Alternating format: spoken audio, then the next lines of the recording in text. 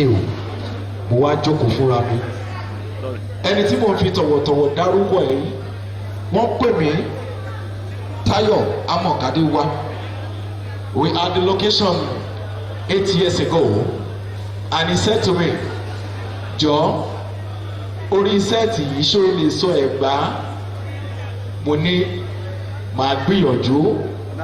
Ọ̀gá mi fẹ́ nǹkan kan when you tó bá béèrè lọ́wọ́ ẹ wípé can you do something sọ wípé wàá try ó wá ní kí n sọ mo wá ní báyìí sí Ẹ̀gbá a kò dẹ̀dẹ̀ jẹra wa níyàn òògùn tó nítorí pé ọmọ Ẹ̀gbá ni wọ́n.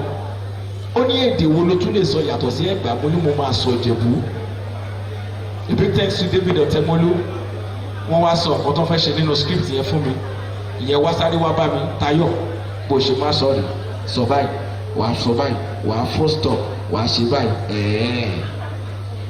Láì fi àkókò fẹnu ẹ bá mi fún ọ̀gá mi ní àtẹ́wọ́. Muyiwa ọmọ Ademola.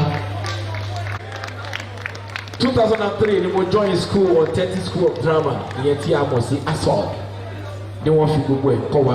Ọ̀gá wa gbogbo ẹ̀ máa ti tán nínú script. Muyiwa Ademola máa mú pen ó máa ṣí ẹ̀yìn script mẹ́sì ẹ̀ bó ṣe lè báyìí ó ṣe máa ṣe. David ọmọ wọn ni kò tí art báyìí ni kò ṣe wá ṣe tọ̀dọ̀ ẹ̀. Ìwọ sáré wá kọjá sọ wípé bàbá ẹ kú lélẹ̀ o ẹ káàbọ̀ wá ṣáà rí nǹkan kan ṣe ní location. Jọ ẹ bá mi pa àtẹ́wọ́ fún Muyiwa.